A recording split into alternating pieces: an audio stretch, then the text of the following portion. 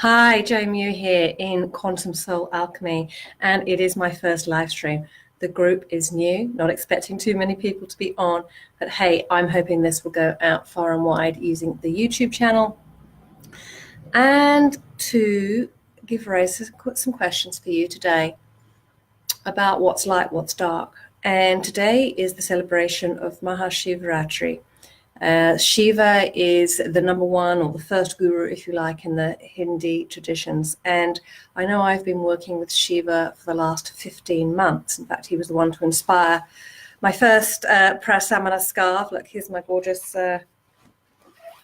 Shiva and Parvati. And yeah, this was based on an image that I had of Shiva on my bedroom wall. And from then, 14 designs sprang up. So I have been discovering, tuning in, honing in, calling in Shiva for the last 15 months to support me.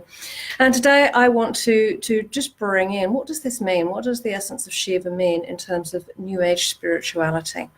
Because over the last few days, I've watched and listened and been led to a few things to really bring in the next level of channeled wisdom around this.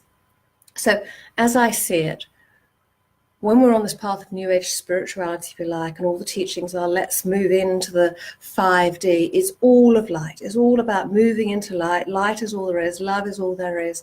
And this is the space that we need to be operating from. It's certainly been the basis for my soul healing. And yet there's been aspects, when I look back of what I do, that the energy is not from the light. And that doesn't mean it's bad. And this is what I want to explore today. So what does MahaShivRatri got to do with the light and the dark in terms of spiritual soul healing? And not even that, it's soul essence. It's about just living from that space. I've been channeling all morning. I have been reading, I've been writing. So go with me on this live stream to see exactly where we go. So Shiva understood that not everything is of light. In fact, they spend 12 hours in meditation and fasting tonight, March the 4th, and it's always done coming up to the new moon, February, March, depending on where it is. So it's the darkness. And so they worship, the Hindus worship Shiva in that place of stillness. Now, everything that I share today, I am not making any judgment, right or wrong, in any religious beliefs, okay? I'm just sharing my truth about it and the learnings and the wisdom that I can impart from Shiva and what he actually meant by going into the darkness and what that means for us living here on this planet. Because at the end of the day, it's about how we bring it in, how we integrate it, and what it means for us. I'm going to have to lose my wrap for a minute. It's still hot here in Australia. So Shiva, if you look at the definition of Shiva, it's everything we are not. And I see that as the darkness of the universe and beyond that supports the light in which we see and we see ourselves. So what's coming up for me is the concept that we need to move towards the light is in fact just to dissipate our shadow, our ego, our egoic self. And it is all a construct of the human mind, of human consciousness. And yes, we are spiritual beings having a human experience. And why limit us to that human experience? Why limit us to the shell of light that's deemed that is all there is? And I'm putting forward that realm of light, let's move into the 5D, is the very masculine vehicle in order to be seen, to get out of ego, transmute the shadow and back into a power of light. And absolutely, there is a resonance of high vibration on the human consciousness scale. I often refer to Stephen Hawkins in his book, Power versus Force. Have I got the author right? I'm thinking, Stephen Dawes, excuse me. Power versus Force. And the scale of 0 to 1,000 on human consciousness. And I've worked with that for a number of years, and I know it to be very, very true. And yet, a couple of years ago, I channeled in what happens to consciousness beyond the human realm. What happens when we go into other universes? What happens when we are multidimensional beings? I'm parallel. I'm 70-80% parallel, which means my soul exists in other parallel universes and dimensions at the same time as here. And I know my power of quantum transformation comes when I tap into that energy and bring it through me. Now, those energies out there are not in the realm of light. They are very much in the all that is, in the darkness. So why have we constructed this premise that everything is light? It's because humans are so afraid of the darkness. They don't understand it. And so to keep them safe, they've created this bubble and said, oh, the bubble is when we return to the light that's feminine. But actually, I have a sense it is the other way around. The vessel of light of this universe is held in the space of the darkness of the cosmos. And that is what Shiva is referring to. When he is the destroyer, it is of the attachment to the light that he can merge once again back into the darkness. So when we question where our true power lies, is it in the light or is it actually in the dark? So let's take this one step further. The Hindu gods all understood the necessity, the basis of male and female bringing together to create Shakti. So Shiva married Parvati, and that's one of the beliefs that happened on this day of MahaShivRatri, is that they married. And when they married, that union created the Shakti energy. And we are all very masculine and feminine driven. And as I see it, it is not only about getting those in balance. And up until now, so many spiritual teachings talk about, well, when we become to the state of enlightenment, this is what an awakening conscious being means, is to become enlightened. Yes, to the ceiling of this paradigm of the fifth dimension. That is enlightened because that is the realm of light, absolutely. And yet why are we limiting ourselves by that human construct and not going into the endulkement, as I heard someone quote the other day, and I love that word. So how would it be if we could entwine the light and dark within us, just as we must entwine the inner feminine masculine within us? So as I see it, our shadow, our ego, is, if you like, a representation of our inner child, all the cultural conditioning and how we're brought up and what we're brought forward. So as an adult, we look back with compassion, which again is what Shiva brings forward, to our inner child. And we help to transmute that back through the light, so we can strip away all the egoic attachments to the cultural conditioning we're taught, and we raise the vibration up to a higher level, this sense of enlightenment. Absolutely, a vital role, that we must come out of our shadow and our default, of our emotions of shame and victimhood and fear and anger, and come into the light. It is when we've mastered the light, where to next? And it is that sense that we must merge once again into the darkness. And if we turn the concept of light, of feminine, on its head, and this is actually the masculine energy, it is the feminine rising up that holds the space for the light to be seen. And that is the divine feminine. And when, as a light being here on earth, in this physical body, in this realm, can merge back into the darkness of oneness, that is when the true Shakti is created. That is when the true essence of who you are comes forward. And when Shiva is talking about letting go of material attachment, it's not about not having worldly goods around you, in my perception. It's about letting go of the attachment to the light rather than the dark. The human let go of the attachment to the light concept and embrace the dark. Because Shiva understood you cannot just have one side. You cannot just be male energy or female energy. It is about the combination. It is about bringing all essences of you forward. So when I work with people at a soul level, yes, so often it's coming through the shadow back into the light. But what happens once we've got to that point, and I've spent 4 or 5 years helping people come back into the light of their soul, this next stage and what I'm calling forward is when I work with my soul aspects in the 7th, 9th, 11th, 14th dimensions and beyond the 12 that is defined again by human construct. And we go back into the 14th of all that is, and I'm able to channel those energies of darkness through the soul.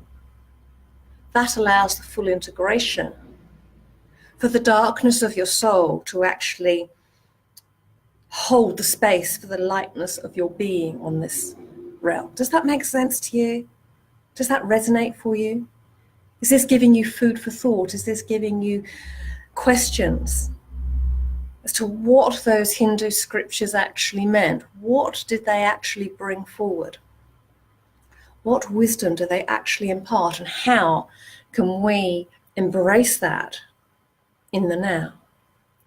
Because I see religion as crowd control, and I see spirituality as true freedom of who you be. And so when we are embraced back into the darkness and the light, and we are merged back into the all that one is one, that is when the expression of I am that I am really comes into its own. Because the concept that God is of light is a man-made construct through the Bible or the Quran. God, the universe, is pure darkness, because darkness exists eternally.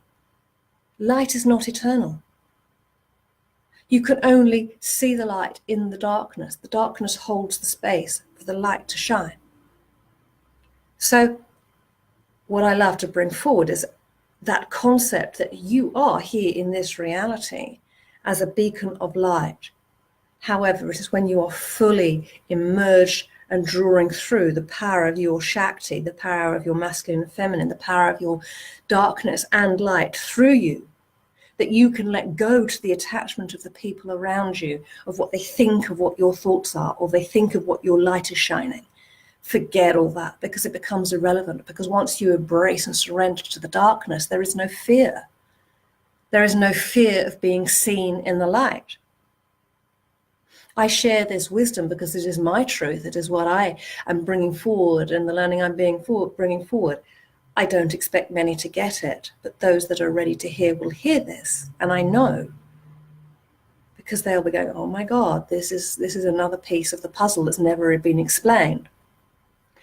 So again, when I can tap into the other dimensions and show you how to do the same, because whether we are parallel aspects or not, because my sole purpose is to bring this truth forward to inspire you to do the same and to be that catalyst of awakening. Because when we tap into the darkness, we are into the quantum fields of infinite possibility, infinite expansion, infinite abundance, whatever it is you think you want to call in to this lifetime will not necessarily come through the light. It will not just come through your thoughts and feelings. There's, again, human construct of what the law of attraction is within this universe. That universe definition is one through the light channel and not tapping into the darkness.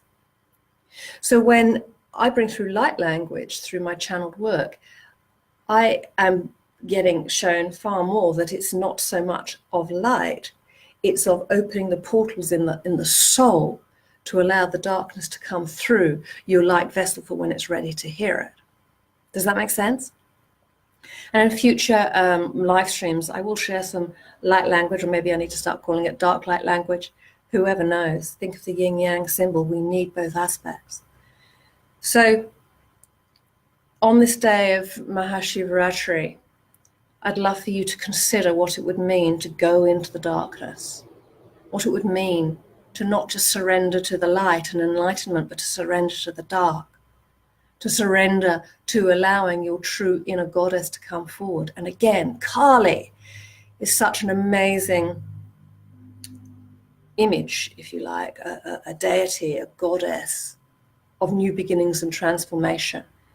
I feel very strongly drawn to the essence of Shiva and the essence of Kali as the divine god, goddess, who both encapsulated the masculine and feminine energies so powerfully, so beautifully. And yet we need not worship them from afar. We need not spend 12 hours in meditation and fasting, unless that's what we choose. to experience the energy of them. Because when we call it in, when we operate from our soul and tapped into the quantum, the essence of them is within us anyway, to tap into. When we cannot be separate from love when we are love. We cannot be separate from the ocean, no more than a drop of water in a glass is separate from the ocean. We are an individual of the whole, except up to now it's been the expansiveness of, or the limitation of this universe, rather than the actual eternal darkness of all that there is. And so being able to return back to the darkness is the space that the dark side of your soul can come forward. Now, please don't confuse this with your shadow, which is merely a dark reflection of your light and the ego. Your soul needs to rise through that shadow to dissolve and disseminate that back to the light, and then we take it to the next level, back into the darkness. For we are never two, we are always three. The dark, the light, the essence of what is, and that relationship. A stool does not stand well on two legs, it requires three. Shiva stands with his trident. It's a relationship of three. My reps were always designed on the trimurti. It had to be. It is what I was shown to do. So I have my triangle shape because it is that brings the essence. Even in the Christian teachings of the Father, Son, and Holy Spirit, it's still a Trinity.